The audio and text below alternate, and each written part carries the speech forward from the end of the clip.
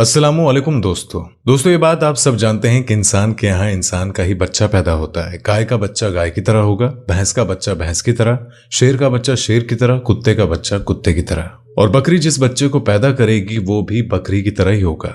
लेकिन आज हम आपको बकरी के एक ऐसे बच्चे के बारे में बताने जा रहे हैं जिस पर यकीन करना इंसान के लिए मुश्किल है। और सोशल मीडिया पर बकरी के एक ऐसे बच्चे के बारे में बताया जा रहा है जिसकी शक्ल इंसानी शक्ल से मुशाबियत रखती है, इंसान से मिलती है। तो बकरी के इस बच्चे का पूरा मामला क्या है, आइए आपको बताते हैं। अगर आपने इस वीडियो को लाइक नहीं किया है तो जल्दी से इसे लाइक कर दे। दोस्तों याद रहे कि इंसानी जिंदगी एक ज़ाब्ते पर एक मामूल के मुताबिक गुजर रही है और रोजाना होने वाली चीजों पर इंसान ना तो ज्यादा गौर करता है और ना ही रोजमर्रा की चीजें उसकी तवज्जो को अपनी तरफ माइल करती है। लेकिन बाज मर्तबा अचानक इंसान की नजर में एक ऐसी चीज आ जाती है जो मामूल से हटकर होती है और ये चीज उस इंसान की तवज्जो को फौरी तौर पर अपनी जानिब खींच लेती है और इंसान उसी चीज के बारे में माज़ीद जानने की कोशिश में लग जाता है कि आखिर ये काम कैसे मुमकिन हुआ। मिसाल के तौर पर अगर आप किसी बकरी को 4 पैरों पर चलता देखें तो आपको हैरानी नहीं होगी, क्योंकि यह खास बात नहीं है कि बकरी 4 पैरों पर चल रही है। लेकिन इस बात पर तो हर किसी के कान खड़े हो जाते हैं कि बकरी ने जो बच्चा पैदा किया है उसकी शक्ल बकरी जैसी नहीं बल्कि इंसान जैसी है। अब ये कैसे मुमकिन हुआ और इस बकरी के बच्चे की पैदाइश के पीछे क्या कहानी है, आइए जानते हैं। अगर आपको वीडियो पसंद आ रही हो तो इसको लाइक करते रहे। दोस्तों जब ये बच्चा पैदा हुआ तो लोग इसको देखकर हैरान परेशान हो गए कि यह कैसे हो सकता है कि एक बकरी के बच्चे की शक्ल इंसान के साथ मिलती जुलती है। और लोग इस बच्चे के बारे में सुनकर इसको देखने के लिए दूर दूर से आने लगे और हर किसी का यही सवाल था कि बकरी के पेट में इंसानी शक्ल का बच्चा कैसे पल सकता है। लेकिन इस बच्चे को देखकर हर कोई हैरत ज़दा था। दोस्तों इस बच्चे को आप अपनी स्क्रीन पर भी देख सकते हैं। और याद रहे बाज मर्तबा इंसानी बच्चों में भी कुछ ऐसे बच्चे पैदा होते हैं जो आम बच्चों जैसे नहीं होते हैं। तो चलिए आपको यहाँ एक ऐसे ही बच्चे के बारे में बताते हैं जो कि भारत की रियासत मध्य प्रदेश का एक बच्चा है जिसका पूरा चेहरा बालों से ढका हुआ है। वीडियो पसंद आ रही हो तो इसको लाइक करते रहे। बताया जा रहा है कि मध्य प्रदेश के इलाके रतलाम से ताल्लुक रखने वाला तकरीबन 14 साल ललित पैदाइशी तौर पर एक अजीबोगरीब बीमारी में मुब्तला है। ललित को जो भी पहली बार देखता है वो उसे देखकर डर जाता है, लेकिन जो लोग उसे जानते हैं वो इस बच्चे से इस कदर मानूस हो चुके हैं कि अब तो ना उन्हें ललित से डर लगता है और ना ही वो उसे देखकर अजीब महसूस करते हैं। तिब्बी डॉक्टर्स के मुताबिक ललित एक ऐसी बीमारी के साथ पैदा हुआ जिसे वीरोबोल सिंड्रोम कहा जाता है। वीरोबोल सिंड्रोम की बीमारी में मुलव्विस इंसान के चेहरे समेत तकरीबन पूरे जिस्म पर 5 सेंटीमीटर तक लंबे बाल उग जाते हैं। ललित अपने स्कूल और इलाके के दोस्तों में बहुत मशहूर हो चुका है। उसके दोस्तों के मुताबिक ललित पढ़ाई में अच्छा लेकिन थोड़ा शरारती है। दोस्तों अब हम आपको बताते हैं एक नेक बीवी और उसके कमबख्त शौहर का वाकया। अब इसको भी आखिर तक जरूर देखते रहे। प्यारे दोस्तों आज हम आपको एक जालिम कंजूस आदमी और उसकी नेक बीवी का वाकया सुनाएंगे। जब उसने अपनी बीवी को जलते हुए तंदूर में डाला तो कुछ ऐसा हुआ जिसे सुनकर आप सुभान अल्लाह बोल उठेंगे। दोस्तों एक बार का जिक्र है, किसी शहर में एक मुनाफिक इंसान रहता था जो बहुत कंजूस था। उसकी कंजूसी इस कदर थी कि वो अपने पड़ोसियों का हक भी अदा नहीं करता था, बल्कि उसके नेक पड़ोसी अगर उसे कुछ देते थे तो उसे बड़े गुरूर से खाता था और सोचता कि मैं किसी को कुछ नहीं देता, लेकिन सब कुछ मुझे कुछ ना कुछ देते रहते हैं। इस बात का उसको बहुत गुरूर था। न सदका करता था और ना ही खैरात। सदकाओं खैरात को वो नापसंद करता था।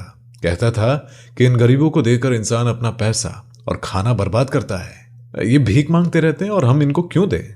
और उसकी बीवी छुपकर लोगों की मदद किया करती थी। वो अपने शौहर की सादत से बहुत परेशान थी। वो हमेशा उससे छुपकर गरीबों को खाने के लिए कुछ ना कुछ दिया करती थी, क्योंकि वो कंजूस नहीं थी, अल्लाह वाली थी, अल्लाह से डरने वाली थी। वो हमेशा अल्लाह की खुशनुदी हासिल करना चाहती थी और अल्लाह पर उसको तवक्कल था। अगर उसके घर में कुछ भी नहीं होता था तो भी वो किसी को घर से खाली हाथ नहीं लौटाती थी। और फिर जब अल्लाह ने इतना कुछ दिया हुआ हो तो फिर कोई कैसे उसके घर से भूखा जा सकता था। लेकिन वो नेक औरत अपने शौहर से डरती थी। शौहर बड़ा जालिम था, अपनी बीवी को अक्सर मारता था और उस पर सख्ती करता और कहता कि मेरे हुक्म के बगैर तुम कुछ नहीं करोगी। एक बार की बात है कि उसके घर पर एक फकीर ने आवाज लगाई, अल्लाह के नाम पे कुछ दे दे। तो वो कंजूस उस वक्त अपने घर पर मौजूद नहीं था। बीवी ने सोचा कि चलो ये रोटियां जो मेरे पास रखी हुई है इस फकीर को दे देती हूँ, ये भूखा है। और वो जब फकीर को रोटियां देने लगती है तो उसी वक्त वो कंजूस आदमी घर लौट आता है और बीवी को रोटियां देते हुए देख लेता है तो गुस्से में आता है और फकीर को झटक देता है और कहता है, इस घर में आने की कोशिश मत करना और यहां से कुछ मांगने की हिम्मत मत करना, चले जाओ यहां से, दोबारा मत आना। फिर घर आकर वो बीवी पर बहुत गुस्सा करता और उसको मारना शुरू कर देता। तू मेरी कमाई को इस तरह से लुटा रही है, सुन ले, तुझे कसम है अगर तूने किसी को हमारे घर की रोटियां या कुछ भी दिया तो मेरा मरा मुंह देखेगी। नेक बीवी खामोशी से सुनती रही और बीवी रोती हुई कमरे में चली जाती है और अल्लाह से दुआ करती है कि ए अल्लाह, मैं तो गरीबों की मदद करना चाहती हूँ, तूने हमें इतना नवाजा हुआ है तो क्या हम फकीरों को 2 रोटियां भी खाने के लिए नहीं दे सकते? अब तो मेरे शौहर ने मुझे कसम दे दी है और अब तो मैं उसके खिलाफ भी नहीं जा सकती। ऐ अल्लाह, मुझे और उनको माफ कर दे। कुछ दिन गुजर गए। एक बार फिर किसी फकीर ने दरवाजे पर आकर आवाज लगाई कि बेटी, अगर कुछ खाने को है तो दे दो, मुझे बहुत भूख लगी है, 2 दिन से भूखा हूं, मेरी मदद करो।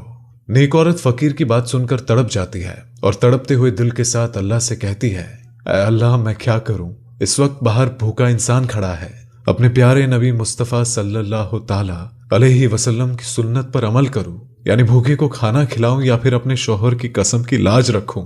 उसके दिल में ख्याल आता है कि ये तो नेकी है, सदका है, भूखा अल्लाह के नाम पर मांग रहा है। वो जल्दी से उठती है और 3 रोटी उठाकर फकीर को देती है।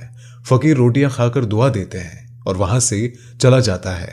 वो समझ रही होती है कि इस बार शौहर ने मुझे नहीं देखा, लेकिन अल्लाह मुझे माफ करे अगर मैंने कोई गुनाह किया हो। लेकिन उसका कंजूस और जाहिल शौहर एक बार फिर से उसे देख लेता है और घर आकर उससे पूछता है कि 3 रोटियां जो मैंने रखी हुई थी वो कहाँ है? वो औरत झूठ नहीं कहती बल्कि कह देती है कि एक फकीर आया था, उसने खाना मांगा था तो मैंने 3 रोटियां उसे दे दी। शौहर को बहुत गुस्सा आ जाता है। वो कहता है, और मैंने तुझे जो कसम दी थी कि तू अगर किसी को कुछ भी खाने की चीज देगी तो मेरा मरा हुआ मुंह देखेगी, अब तूने मेरी कसम तोड़ दी है, यानी तू चाहती है कि मैं मर जाऊं। बीवी फौरन कहने लगी, मैंने सदका दिया है और सदका बलाओं को टालता है, तुम नहीं मरोगे। उसका शौहर कहने लगा, मुझे मत बता, तुझे इसकी सजा मिलेगी। वो जल्दी से तंदूर की जानिब बढ़ता है और तंदूर में आग लगा देता है और आग फौरन लग जाती है और तंदूर गर्म होकर खौलने लगता है। वो कहता है कि मैं तुझे हुक्म देता हूं, उसी अल्लाह का नाम ले और घुस जा इस आग के तंदूर में। वो औरत कुछ नहीं कहती बल्कि सब्र और शुक्र के साथ जेवर पहनने लगती है और सज सवर कर तंदूर के अंदर घुसने लगती है। वो कंजूस कहता है, ये जेवर उतार, ये मेरी कमाई के जेवर है, तू मेरे जेवर पहनकर तंदूर में जाना चाहती है, तू तो जलेगी ही, साथ ही ये जेवर भी जल जाएंगे। तो बीवी कहती है कि आज मेरा अल्लाह से मिलने का दिन है, सच सबर कर जाऊंगी। और कलमा पढ़ते हुए वो तंदूर में घुस जाती है और वो आदमी ऊपर से तंदूर का ढक्कन बंद कर देता है और सोचता है, चल ठीक है, तू मर जा, ये जेवर तो मैं बाद में ही निकाल लूंगा। अब 3 दिन गुजर जाते हैं। वो सोचता है कि 3 दिनों में तो अब तक वो बची ही नहीं होगी। अपने शौहर की नाफरमानी की थी, उसने कसम को तोड़ा था, मुझे मारना चाहती थी, अब तो खुद राख बनकर अंदर पड़ी होगी। वो आकर जब तंदूर खोलता है तो हैरान रहकर उसकी आंखें फटी की फटी रह जाती है और वो देखने लगता है।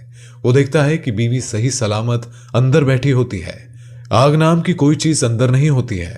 फूलों में बैठी बीवी को हैरानी से वो देखता है, उसका मुंह खुला का खुला रह जाता है। बीवी इत्मीनान से उठकर बाहर आ जाती है और कहती है, ये मेरा अल्लाह है जिसने मुझे बचाया है और ये मेरा यकीन है कि जो मैं आज जिंदा हूं। कंजूस जालिम आदमी उसी तंदूर में झांकने लगता है और सोचता है कि क्या वजह है कि ये आग ना लगी और ये सही सलामत कैसे बच गई। 3 दिन गुजरने के बावजूद आग ने इसको इतना सा भी नहीं जलाया है। जैसे ही वो अंदर झांकने लगता है तो उसी वक्त एक झटका लगता है, वो तंदूर में गिर जाता है और अल्लाह की कुदरत देखिए, उसी वक्त तंदूर में आग भड़क जाती है और वो उसी आग में जलने लगता है। चीखता हुआ उसी आग में जलकर वो खाक हो जाता है। अभी अपनी बीवी को समझ रहा था कि उसका नामो निशान मिट गया, राख हो गई, लेकिन यहां तो वो खुद ब खुद तंदूर में राख हो जाता है। उस कंजूस जालिम को मिली दुनिया की आग और जहन्नुम की आग। जुल्म और सितम एक ना एक दिन हार ही जाता है। तो प्यारे दोस्तों, ये थी आज की वीडियो। उम्मीद है कि आपको ये वीडियो पसंद आई होगी। अगर आपको ये वीडियो पसंद आई हो तो इस वीडियो को लाइक करें और साथ ही साथ चैनल को सब्सक्राइब करना मत भूलिएगा। खुदा हाफिज।